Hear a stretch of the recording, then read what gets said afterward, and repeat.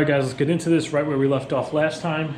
I got the propane heater going with the electric one just to kind of get the chill out, so I apologize for any kind of background heater noise. Let's get these brackets off.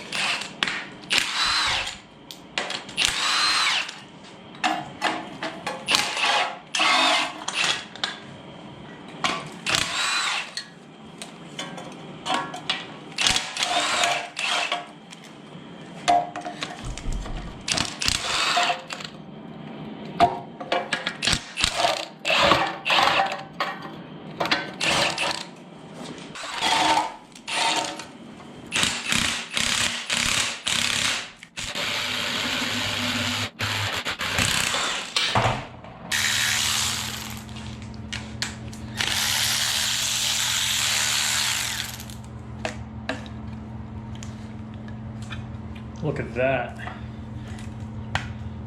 Super clean.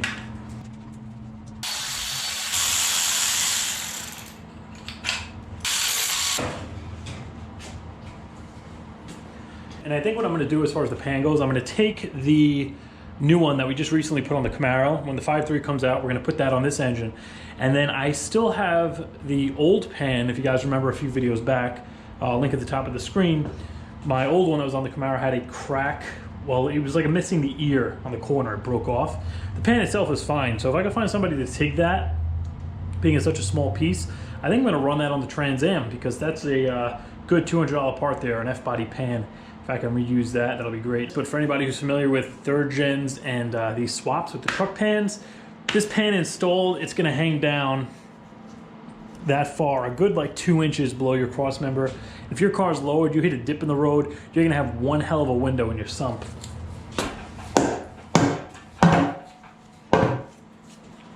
Even on a car that isn't lowered, still wouldn't recommend it. I mean, it hangs like scary low. The infamous O-ring that people tend to nick or kink or just not put in fully correctly, and then you have no oil pressure when you go start your car up. This just slips over the crank like so. This chain, man, the guides, everything is just in pristine condition. So we gotta pull the, I guess we'll just pull this nut off. I'm really not familiar with the VVT stuff. I guess it's just this nut. I don't know if this cover comes off and then there's bolts under there for the gear, or if it just comes off altogether. I don't know what size that is. It might be a thin wall. Oh, perfect. First guess. 15/16. Hope it's not reverse threaded. Ow. Oh, it's actually a bolt. Didn't see that coming. And none of this stuff is going back on here. We're gonna get a different timing chain. Get the guides off.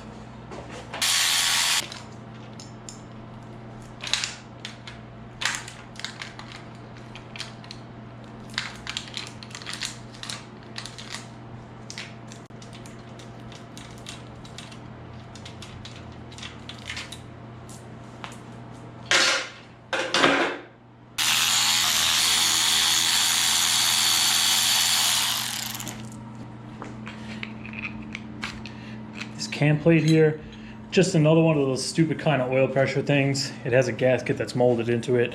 Just replace it. If you're in here doing a cam swap, it's not worth trying to reuse this. Get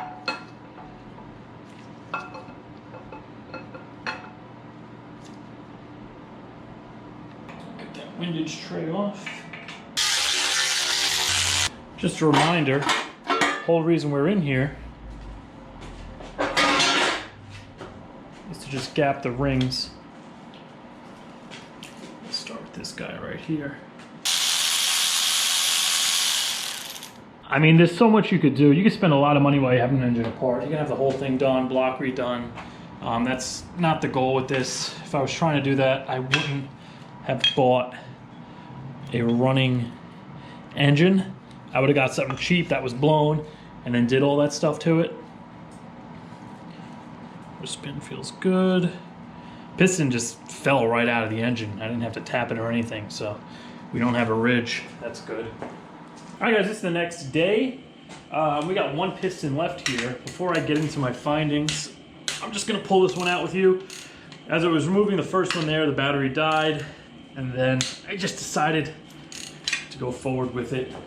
But I'm pulling everything out so I can gap the rings, and now I'm starting to think, once I have everything laid out,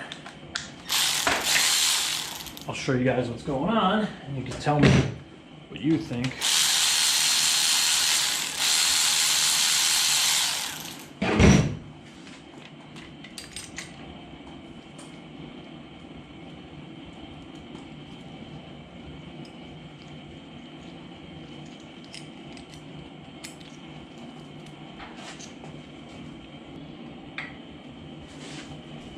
Last one. Just been pulling them out, keeping them in order.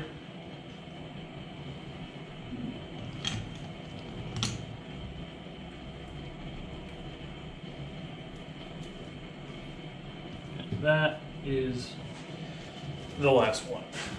All right, so this is what's going on. Yesterday, the last thing you saw, I just pulled out that first piston, just like I just did with all of these. And then I started playing around with the gapping. I cleaned them up. At least I did the first two. I put them on the wire wheel on the grinder. We have this really, really fine brass wheel on that grinder. It's almost like a brush. And I just used that, polished the top of the piston, got all of that carbon off. Did that for this one and this one. I also pulled the rings out, including the oil rings, and I gapped the two top ones, the compression ring and the scraper ring, to 28 thousandths. Now, there's a little calculator online you can use. Well, not so much a calculator, but a chart. If you go to totalseal.com, this is what I used. And all this is a list, and depending on how much boost you're running, your fuel, your bore size, it basically calculates what you want your ring gap to be. So I used the column for medium boost, 15 to 30 pounds, being the car is making 15.5 with the 5.3. It's going to be a little bit lower now, being it is a bigger engine, it's better flowing.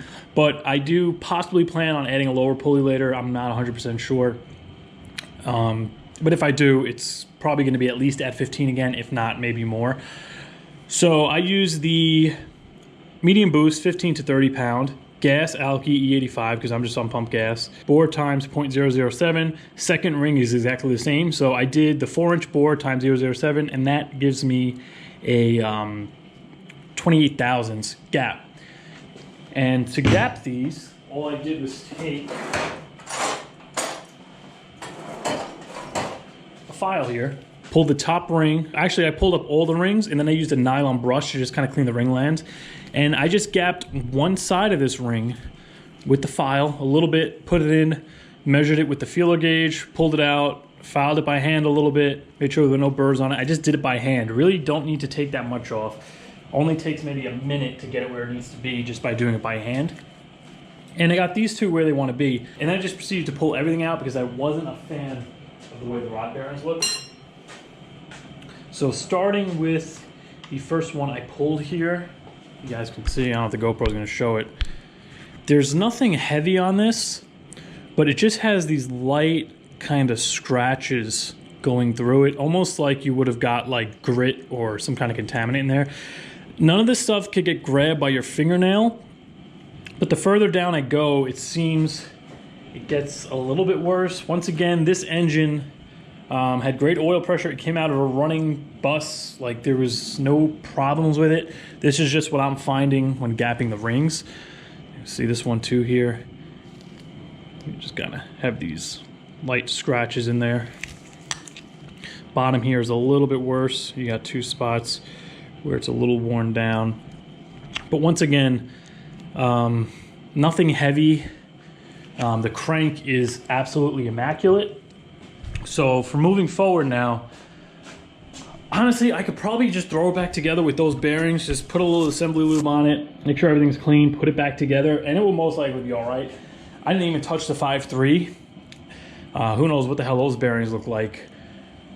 But I think what I'm gonna do, and you know, looking at the crank here, it's absolutely perfectly smooth. I had my glove off before. My fingernail is not catching anything. All the journals look absolutely immaculate. So I think what I'm gonna do at a minimum, a set of standard bearings, and they are standard, I looked on them. They say standard on the back. Standard rod bearing, a set is like $15. And I think I'm just gonna polish the crank myself with a little 800 grit and the little, with like a shoelace. Just kind of get them polished up a bit. I'll get a set of standard bearings, put it all together, just check the clearance with plastic gauge just to make sure nothing's abnormally tight or abnormally loose for any reason. I mean, it shouldn't be, because as far as I know, this seems like it hasn't been touched as far as rebuilding goes. And I mean, the thing only has 110,000 miles on it. Not to say that something can't go wrong, but everything in here looks like it's factory. You know, the crap on the top of the pistons, it doesn't look like it was recently opened up and anything done to it. So polish the journals, we'll get some new bearings in there. I'm still not really planning on touching the cylinder walls just because everything looks fine. And you know, if it's not broken, I don't want to try fixing it, because I did a 350 years ago, a Gen 1 small block, and I honed it, put rings in it, and I just had a bad experience. The rings wouldn't seat, and it was this whole big thing. Then that's what ended up basically making me go back to an LS motor. So I kind of have like a bad taste in my mouth as far as even the dingleberry hone goes. The other option would be to just pull the crank. I mean, I'm this far already. We'll pull the crank, check those bearings. If they're all right, I'll just run them. If not, maybe I'll do the same thing, polish the entire crank while it's out. Crank main bearings, I think they're like $25 for the set, super, super cheap. Throw some standard main bearings in there, same thing, just kind of plastic gauge it, get everything torqued down, make sure everything's fine. I'm not doing anything elaborate here. Everything is stock untouched. I'm not blueprinting anything, you know, I'm not changing pistons, rods, nothing. The only reason I'm doing all this is because I'm this far and the rod bearings do look a little sketchy. It's like I'm literally holding the bearings in my hand. Why wouldn't I polish it up and change them at this point? But the benefit of pulling the crank is I'll be able to swap the reluctor wheel, because I need a 24X. This is a 58X. The Gen 3 motor in the Camaro has a 24X reluctor wheel. So I either got to buy like a $250 Lingenfelter conversion box to get the signal to work. I'd have to go complete aftermarket computer control and a different harness and all that, or I just swap the wheel on the crank. So I can save some money there. And yeah, I think that's all I'm gonna do. If I'm doing all this in-house, I'm not gonna touch the cylinder walls. The third thing that I could possibly do, if I could get a decent price and find a, you know, reputable, honest machine shop nearby, just take the crank out, give them a block, have them hot tank it, get all this crust off. It'll be nice to just get all this crap off, and I usually paint it and I have to try to get all this off myself. They could throw cam bearings in it, do the honing. I'll give them the rings I'm going to use so I know I'm not going to have any sealing issues, and then I'll just possibly have them polish the crank. If not, I might just do that myself, and that'll be it. I'll just put it back together, new rear main, new bearings, get everything torqued down nicely. We'll have new rings. I'll gap them before they go in, and that'll really be the end of it. So let me know what you guys think. I think I'm going to go as far as at least pulling the crank right now, or at least a main, just to see what it looks like before I close this one out. And it's Sunday right now. Tomorrow's Veterans Day. I'm not going to get an answer on this as far as calling somebody up and getting a price on this until at least Tuesday. You guys should be seeing this video Monday the latest. So before I call anybody, a lot of you guys already know what's going on before I even get a quote. But let's pull the crank out of this, because if the rod bearings look a little iffy, chances are the main bearings might as well. I just got to get the back cover off of this. I believe I could get in there with the engine stand in there. I think those are, these look like 13s on this engine. On the Gen 3s, I think they're 10s.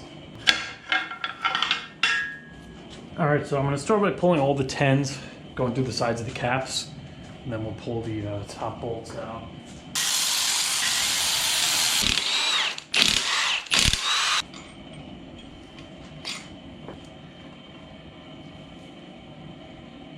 Yeah, that's looking a little scratchy. This I could kind of grab with my nail. Yeah, so we're in here. Might as well put some bearing to this. I'm gonna just get a close up with the phone in case you can't really see that. Yeah, same thing. It's got some scratches. This one has a lot actually.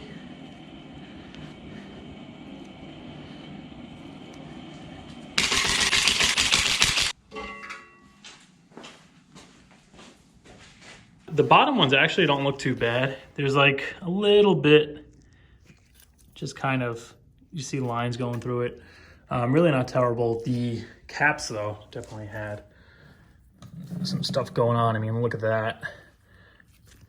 Still, probably could have just ran it. I mean, that's kind of the whole point of a junkyard build. You just get one, throw it in, and usually you don't have a problem with it. I mean, that's what I did with the 5.3. Of course, I had to pull everything open and I looked at it, made that mistake. But that's basically it all apart. I have everything laid out. All the pistons are in order. I'm gonna go through one of these with you just to show you what I did as far as the gapping. So we'll clean this one up quick. I'll gap the 2 rings, put them back on before I close this one out. Here's an up close on all the rods. You can see they have quite a bit of scratching. They're all basically the same. Guess we'll start by getting 2 rings off. There's a dot on the top. That's got to be facing up, just in case you're afraid of mixing them up. The compression ring is thinner than the scraper ring. Here's the second, and then I'm just gonna pull the oil rings off of here. And I'm leaving these, because I'm not sure if these are going back on yet. I'm just taking them off and setting them down the exact way I took them off, because these don't actually have a dot on them, and I don't wanna flip them.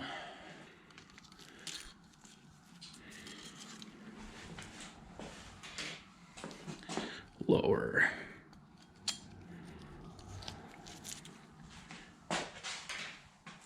And for cleaning the actual land, just getting this crap out of here, I just used a little brake cleaner and just this nylon brush, so it's not going to scratch anything. And with the brake cleaner, it's doing a pretty good job of getting all that heavy crap out of there. But as for the piston itself, just coming over here, very, very soft brass wheel. It's not even brass anymore. You can see all the color came off of it.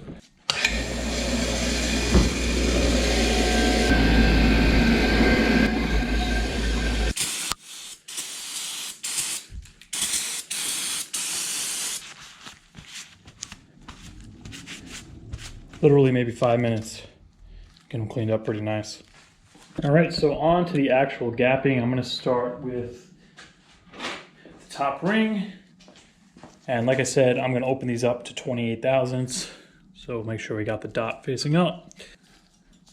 And now to get this even, I'm just gonna use the piston. Ideally, you'd use an old one for this, but I'm just gonna be careful here and just use one of the actual pistons. Just get it down there a little bit so it's even. Grab our feeler gauge here. And these, the first 2 I did, the top ring was set something tight. It was like 14, I think. And then no, actually I think it was like 12. And then the top ring was around 22, I want to say. Let's see here. We got 13. Well, let's start with 13, I guess.